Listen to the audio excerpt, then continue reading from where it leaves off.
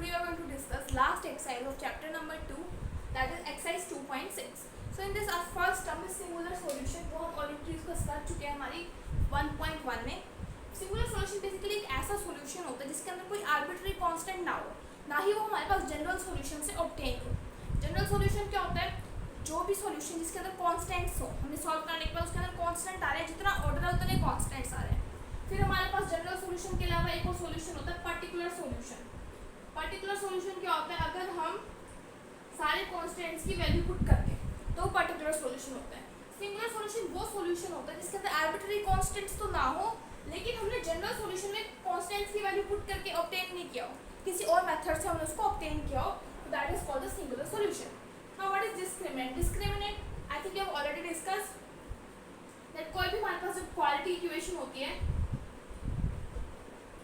Suppose we have the equation ax square plus bx plus c.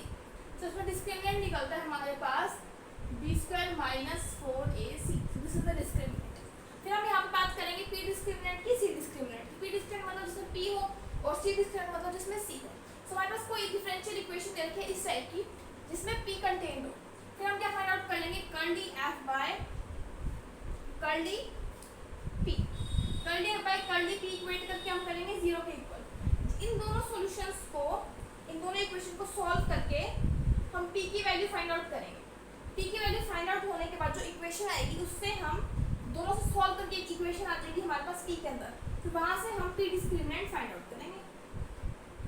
Similarly c discriminant में क्या होगा? Equation होगी, ये जो इक्वेशन है ये मेन इक्वेशन है, ये वाला इसका सॉल्यूशन है. तो इस सॉल्यूशन को डिफरेंशिएट करेंगे. So curl d phi by curl d c equals to 0. फिर इन दोनों इक्वेशंस में से हम c एलिमिनेट करेंगे. फिर हम क्या फाइंड आउट करेंगे? Discriminant c discriminant. यहाँ से हमारे पास आ जाएगा c डिस्क्रिमिनेंट. नेक्स्ट हमारे पास इन क्वेश्चन को सॉल्व करने का वर्किंग रूल क्या रहेगा? अगर आपको एक्सरसाइज 2.6 करनी है जिसमें से क्वेश्चन आते हैं बेसिकली, उससे पहले आपको एक्सरसाइज 2.1 से लेकर 2.5 तक सभी रूल्स पता होने चाहिए, तभी आप एक्सरसाइज 2.6 को प्रोसीड कर पाएंगे. तो हमारे पास वर्किंग रूल में फर्स्ट क्या है कि let the differential equation be of type f(x,y) जिसमें x की भी टर्म्स हो, y की भी टर्म्स हो, p की भी टर्म्स हो. फिर हमारे पास सॉल्यूशन आ जाएगा उसका x, y, c. कुछ c मतलब कांस्टेंट में सॉल्यूशन आ जाएगा. यहाँ से यहाँ हमने हर एक्सरसाइज में सीखा है कि इसका सॉल्यूशन कैसे निकालते हैं, p को कैसे c में चेंज करते हैं डिफरेंट मेथड से.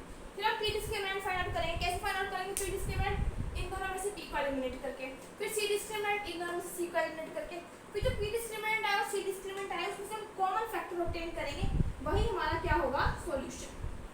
The common factor will give us the solution. Let us see one question. Now let us see question number 3 of your exercise. So in question को ध्यान में रखने से पहले एक बात आपको ध्यान रखनी है कि कोई भी जो गिवन इक्वेशन है आप उसको क्लोरेट्स फॉर्म में कन्वर्ट करने की कोशिश कीजिए. क्यों? क्योंकि क्लोरेट्स फॉर्म में जो p डिस्क्रिमिनेंट है हमारे पास वो c डिस्क्रिमिनेंट के इक्वल होता है. अगर दोनों इक्वल है तो इसका मतलब क्या है? कॉमन फैक्टर या तो p डिस्क्रिमिनेंट मान लो या c डिस्क्रिमिनेंट मान लो, एक ही बात है. सो कॉमन फैक्टर हमारे पास मतलब सॉल्यूशन जो है वो ये वैल्यू आ जाएगी.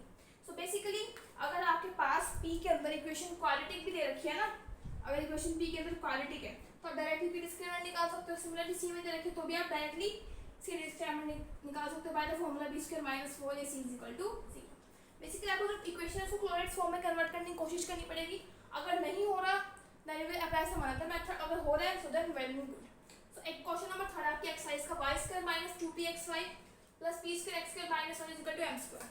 तो यहाँ से हम क्लोरेट्स फॉर्म बनाने की कोशिश करते हैं. y square minus 2pxy plus p square x square minus p square is equal to m square. तो ये बन जाएगा हमारे पास y माइनस px का होल स्क्वायर, उधर आ जाएगा m square plus p square.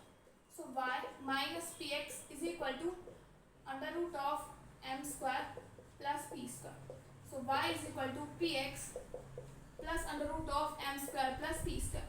तो हमारे पास क्लोरेट्स फॉर्म है. कैसे? क्लोरेट्स फॉर्म क्या होती है? y is equal to px plus function of p. This is the Clairaut's form. So which is your Clairaut's form. So solution is given by first step हमारे पास क्या? तो सॉल्यूशन फाइंड आउट करना. So hence the solution is given by replacing p to c. So हमारे पास solution आ जाएगा y is equal to c x plus under root of plus है यहाँ पे एम स्क्वायर प्लस सी स्क्वायर। ये हमारा सॉल्यूशन है। अब सॉल्यूशन आ चुका हमारे पास। अब यहाँ से जो इक्वेशन है, ये वाली जो गिवन इक्वेशन है, अगर पी में क्वालिटी बने तो डायरेक्टली पी डिस्क्रिमिनेंट निकल जाएगा, और ये भी यहाँ से डायरेक्टली सी डिस्क्रिमिनेंट निकल जाएगा। देखिए यहाँ से हम कोशिश करते हैं निकालने की, आ जाएगा जो मेन इक्वेशन दे रखी है यहीं पे देख लीजिए, p square into x square minus 1 minus 2p x y plus y square minus m square. So quality का पी में, अगर कोई क्वेश्चन क्वालिटी हो पी में, या फिर और देखो क्वालिटी आ चुकी है पी में, तो यहाँ से हम पी डिस्क्रिमिनेंट डायरेक्टली निकाल सकते हैं, that is b square minus 4ac, that is minus 2xy whole square minus 4ac। ठीक है। और अगर आप यहाँ सिमिलरली आप सी डिस्क्रिमिनेंट में फाइंड आउट करोगे ना, क्योंकि एक लॉरेंस इक्वेशन तो पी डिस्क्रिमिनेंट और सी डिस्क्रिमिनेंट की वैल्यू सेम आएगी। सो ये हमारे पास, चाहे आप यहाँ से फाइंड आउट करना चाहो ना सी डिस्क्रिमिनेंट, तो भी सेम ही वैल्यू आएगी। सो यही हमारा क्या होगा, सॉल्यूशन होगा।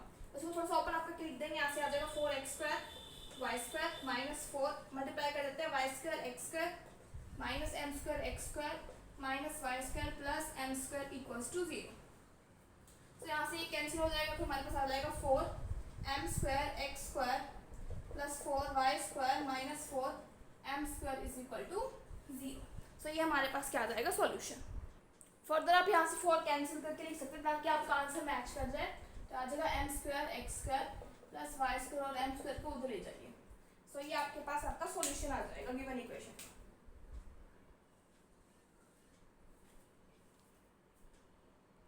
Let us see the next example, that is example number 2. You have to solve this differential equation and find a singular solution.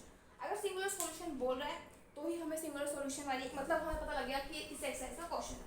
तो y इक्वल टू ये रखा है, सो मुझे पता लग रहा है कि यहाँ sin p और cos p कुछ फॉर्मूला बनेगा। सो यहाँ इधर क्या आता है, इसको sin px cos y minus cos px sin y equals to p। So ये sin है cos p cos है sin p, सो फॉर्मूला बन जाएगा sin of px minus y is equal to p। So यहाँ से sign को उस side ले जाते हैं तो आ जाएगा px minus y is equal to sine inverse p। So px minus sine inverse p is equal to y। So एक क्लोरेट्स इक्वेशन आ चुकी है, which is Clairaut's equation of the form, आपको इसकी फॉर्म ध्यान रहनी चाहिए क्लोरेट्स इक्वेशन की, y is equal to p x plus f p. यहाँ पे एफ पी क्या है हमारे पास, minus of sine inverse p। So अब यहाँ से हमारे पास सॉल्यूशन कैसे आएगा, तो सॉल्यूशन आता है क्लोरेट्स इक्वेशन का रिप्लेसिंग p बाय c। सो ये हमारे पास क्या आ जाएगा, सॉल्यूशन आ जाएगा। तो सॉल्यूशन क्या आएगा हमारे पास, y is equal to c x minus sine inverse c। ये सॉल्यूशन आ चुका है। अगर क्लोरेट्स इक्वेशन है सो p डिस्क्रिमिनेंट जो है वो हमारे पास सी डिस्क्रिमिनेंट के इक्वल होगा। सो हमें इक्वल होगा, इसका मतलब वही जो पी डिस्क्रिमिनेंट है वही हमारे पास क्या होगा, सॉल्यूशन रहेगा। तो या तो पी डिस्क्रिमिनेंट निकालो या सी निकालो, तो यहाँ से या तो पी डिस्क्रिमिनेंट निकालो या फिर यहाँ से सी डिस्क्रिमिनेंट निकालो। अब इक्वेशन क्वालिटी है नहीं तो पी डिस्क्रिमिनेंट कैसे निकालेंगे हम, कर्ली एफ, सपोज हमारे पास कोई फंक्शन है, इसको लिख दो y minus c x plus sine inverse c is equal to 0। तो curly f by curly c, चाहे आप कर्ली फाई लिख दो क्योंकि हम जनरल नोटेशन में फाई डिनोट किया था।